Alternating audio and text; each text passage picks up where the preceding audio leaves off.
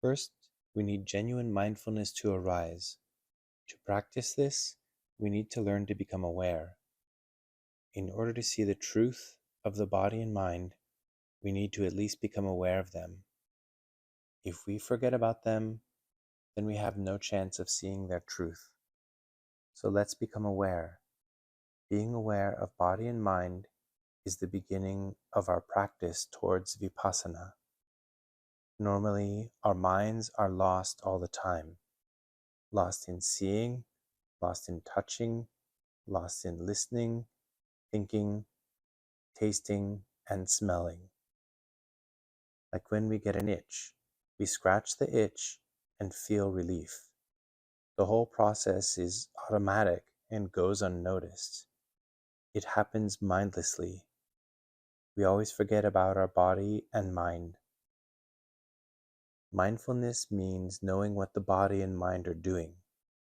Mindlessness is forgetting what they are doing. Let's reflect on how often we forget about our body and mind. Notice that when we think, we forget about the body and mind. We have a body, but it is as if it is gone. We have a mind, and it is as if it is gone. All we know is our story. Starting our practice, we should pick a home base, an object to gauge the mind from, not a place of rest. If we're good at watching the breath, then we should choose that as home base. Watch it happily. Or chant happily and watch the mind. Don't make it still. Or watch the abdomen. Watch the body walk, stand, sit, make gestures. We pick whichever object we would like and then know what the mind is doing. For example, when we are comfortable watching the breath, the mind will go towards the breath or to think. Know so. If the mind is happy or unhappy, good or bad, then know so. Breathe and observe the mind, or chant and observe what the mind does. We may chant a few words, and then see the mind wanders away from the chant. When we chant, we may feel calm or restless. Know either way. We chant and notice our feelings change to help us become mindful. If we watch the abdomen, notice when the mind moves in and clings to it, wanders, and whatever else happens. So this is a formal practice. We pick a home base for the mind, anything benign and enjoyable to be with. It could be any chant, the breath, the abdomen, the body's position, walking, or anything else we like. We practice not to make the mind still, but so that we can see the mind's behavior. We may repeat the word Buddho, and the mind goes off. Know so. When we keep repeating Buddho and feel calm or restless, know so.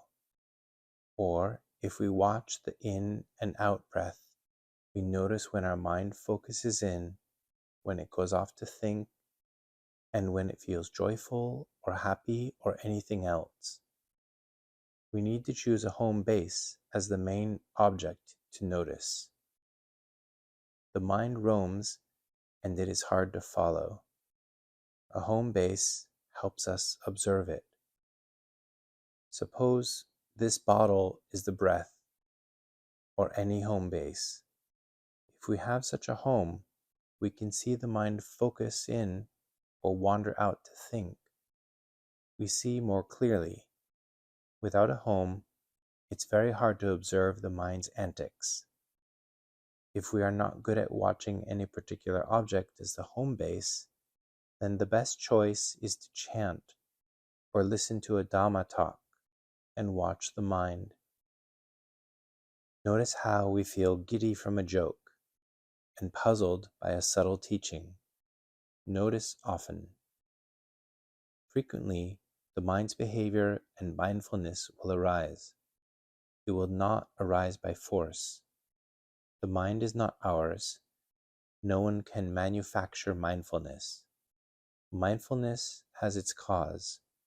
It arises when a state is well remembered. Noticing this state often will enable us to remember it. We choose a home base, watch the mind move, and recognize what it does. In practice, we may choose to chant and notice the mind wander off each phrase again and again.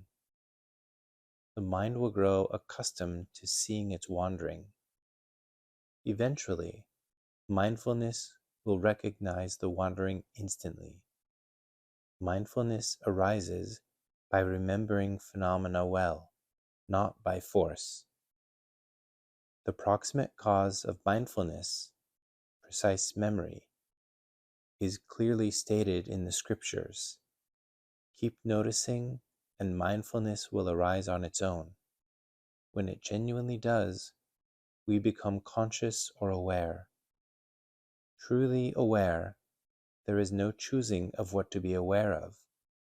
The various techniques will become irrelevant. We may have the body, the sensations, or the mind as a starting point, as a place from which to see the workings of the mind. But once we've practiced this enough, there is no choice what we will be mindful of. There is either mindfulness or there isn't.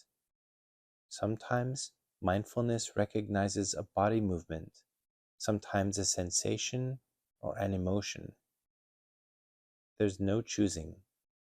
If we choose either body or mind, then we leave vipassana meditation and enter samatha.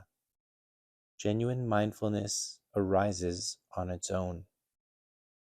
We don't choose what phenomenon it sees, whether it be of body, feeling, or mind.